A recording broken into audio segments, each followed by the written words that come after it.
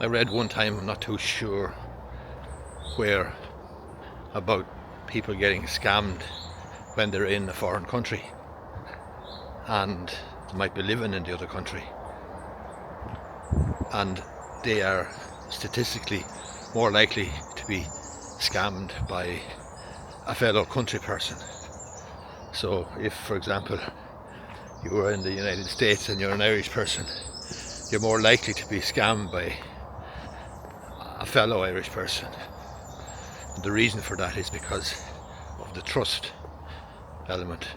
You trust an Irish person more than an American or a Spanish person or a Costa Rican or whatever, African. And I see that here as well, where people get ripped off by people from their own country. I had a case there a few years ago. They were from Lithuania or Latvia, and they were very badly ripped off by a fellow country person of their own country, and they were really ripped off badly with promises, and there's a good bit of money involved. It was at least 50 grand, maybe up to 100 grand, something between 50 and 100 grand. And there recently I've had, it's lovely here. Recently there I've had a Chinese person contacting me, and the Chinese person has been ripped off by a fellow Chinese person, which again doesn't surprise me in the least. Now, the degree of naivety that this person has demonstrated, my client, the person making the inquiry of me, is unbelievable. I mean, we're talking about retail business, and we're talking about handing over a significant ball of cash for a business without any solicitor involvement, without any checking of title, without any checking of planning commission or anything of that nature. And the difficulty now is very significant problems have arisen because my client is caught in a dispute between the person from whom they bought the business, that person's landlord, and another tenant in the building. And basically my client is getting squeezed, and they don't have the consent of the landlord. They've paid a very significant amount of cash for the business, and as I say, they're absolutely caught in the crossfire between the person from whom they bought the business, the landlord of the building, and an adjoining tenant whose business and whose premises is being affected by my client's premises. And my client, as I say, is getting caught in the middle. The problem is, I'm trying to help my client. The problem is the paid cash. We don't even know who or where the guy is gone now. We don't know who he is. We don't know, there was no solicitor involved. So, I mean, it's an incredibly stupid, quite frankly, thing to do. And there's naivety and there's stupidity. Let's go on down here. But this happens quite a bit.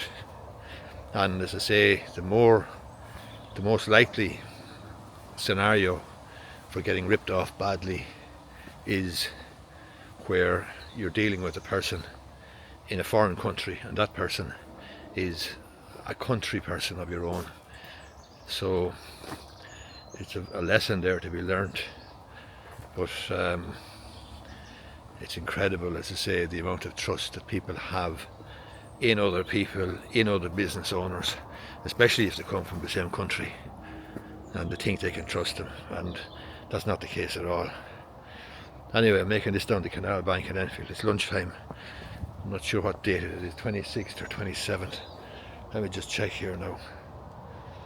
It is 27th of May 2024, down the Canal Bank in Enfield.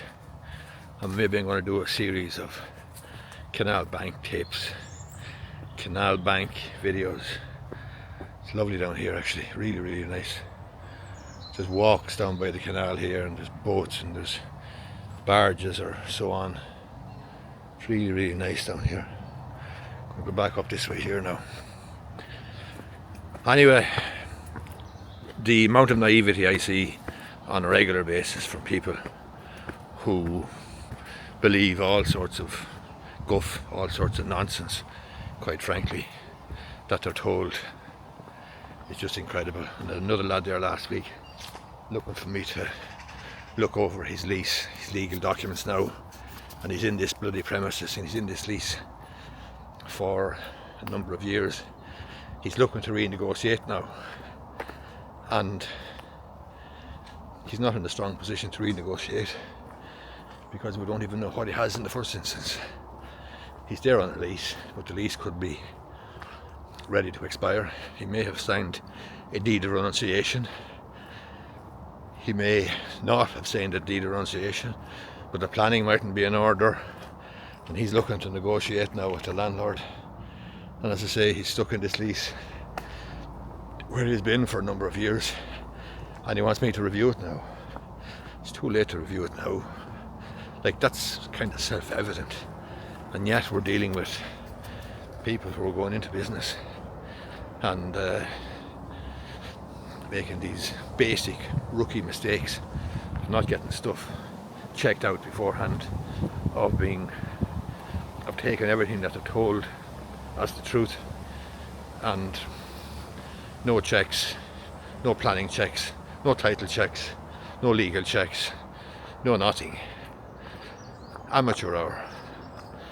Anyway, there's another video from the Canal bank tapes. I think we'll call it the Canal bank tapes, like the bootleg tapes from Bob Dylan or the various artists, rock artists and so on down through the years have including Willie Nelson.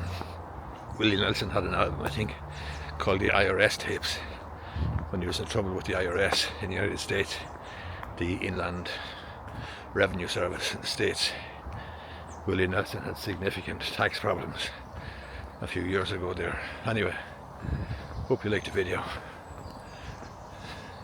Lovely place for a walk here at lunchtime in May 2024 down the Canal Bank in Enfield. Hit the thumbs up button down below if you like it. Thank you very much.